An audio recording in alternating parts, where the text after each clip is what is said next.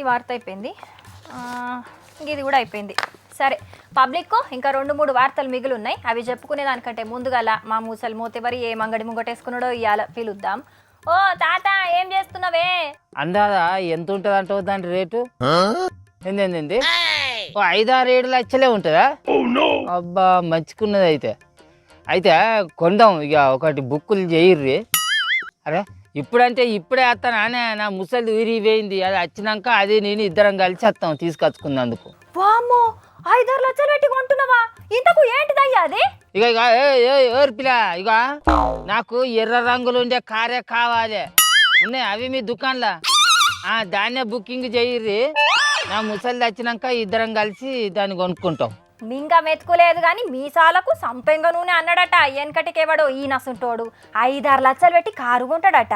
ఓ తాత గంతగానం రూపాయలు నీకెక్కడియా? కొంపదీసి మాకు తెలియకుండా లంకె బిందెలు గిట్ల దొరికినాయా? లేకుంటే లాటరీ గిట్ల ఏమన్నా తగిలిందా? కారు కొనాలంటే లాటరీ తేలాలనా లంకె బిందెలనే దొరకాలనా ఏంటి? మా మోడీ సార్ గెలిస్తే చాలదా? ఏంది మోడీ సార్ గెలిస్తే నువ్వు కారు కొంటావా? అదెట్లా?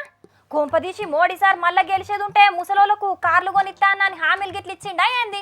మా మోడీ సారు హామీలు ఇవ్వాల్సినంత అవసరం లేదే నంగనాచి. ఆయన మాట ఇస్తే చాలు.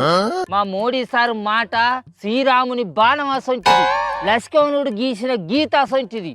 సరే సరే మంచిది గాని ఇంతకు మోడీ సార్ గెలిచేది ఉంటే తమరు కారు ఎట్లా కొంటారో గది చెప్పండి తాతగారు. నువ్వు వార్తలు చదివే కొలువు చేస్తున్నావు గాని నీకంటే మా బర్రగాచ కోయిరి గాని కొడుకు కోమారి గాని అయ్యో.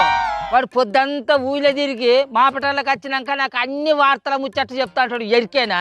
ఇక నువ్వు ఉన్నావు అర్ధ కిలో అంత మేకప్ రుద్దుకొని మూతులు అన్ని వంకర పెట్టి సెల్ఫీ స్టూడియోలు తీసుకుంటా వీడియోలు తీసుడు తప్ప నువ్వు దేనికి ఎక్కారావు? నీ బతుకమని కొట్టాయి పీకెన్ని చలి. ఏయ్ తిక్క తిక్క ఉన్నదా ముసలోడా? నీకు తెలిసినగా తోకమటల ముచ్చటేందో నువ్వే చెప్పరాదు. ఏమో లావు నీలుగుతున్నావు. మోడీ సారు ఏం చెప్పిండు అని అంటే, దేశంలో ఈడీ అధికారులు సోదాలు చేసి దొరకబట్టిన దొంగ రూపాలు బంగారం అంతా గుట్టలు పేరుకపోతుందట. అదంతా పేదల సొమ్మే కాబట్టి నేను మళ్ళా గెలిచినాక ఆ సొమ్మునంతా పేద ప్రజలకే పంచి పెడతా అని చెప్తాడు. ఇక ఈ లెక్కన నాకు ఎత్తగానా ఓ 10-20 లక్షల రూపాయల దాకా వస్తాయి కావచ్చు. చూడాలి మరి ఎంత వస్తాయో. అయితే ఆ పైసలతోని కారు కొనుక్కుందామని చూస్తున్నావా?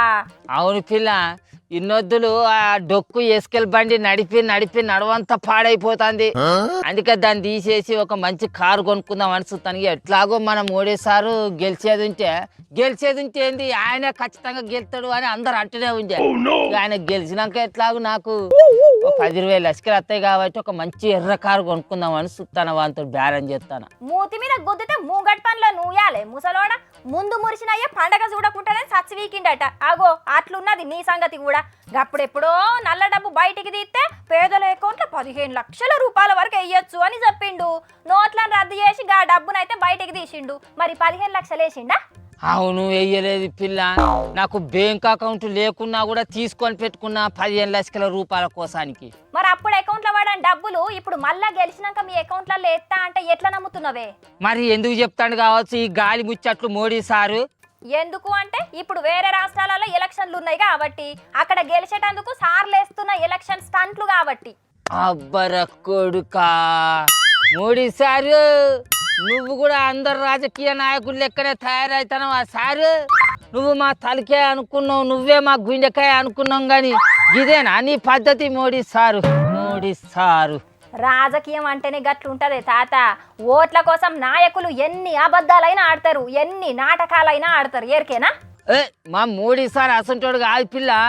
మాట అన్నాడు అంటే మెడకాయ మీద తలికేవైనా కూడా మాట అసలే తప్పడు. ఎరికేనా? ఈడీ అధికారులు బలిచుల దగ్గర నుంచి జప్తు చేసిన ఆ సొమ్మంతా పేదోళ్ళ దగ్గర నుంచి దోసుకునేదే కాబట్టి మళ్ళీ ఆ సొమ్మంతా పేదలకే చేరాలని చెప్తాడు. కాబట్టి ఖచ్చితంగా చేస్తాడు ఆ పని. చూడు నోట్ల రద్దప్పుడు కూడా గిట్లనే మాట్లాడిండు. మర్చిపోయినవా? మంది దగ్గర దోచుకున్న గా డబ్బును వంచలేదు గాని ఇప్పుడు గీ డబ్బును వంచుతామంటే ఎట్లా నమ్ముతున్నావు చెప్పు? వచ్చిన అన్నాలం పాడుగాను. అప్పుడెప్పుడో ఆయన ఎవ్వలో డబల్ బెడ్రూమ్ ఇల్లు ఇస్తానంటే ఉన్న గూనె పెంకుటి ఇల్లు కూడా కొట్టుకున్నా 6 రేకుల డేరాన్ని కట్టుకున్నా.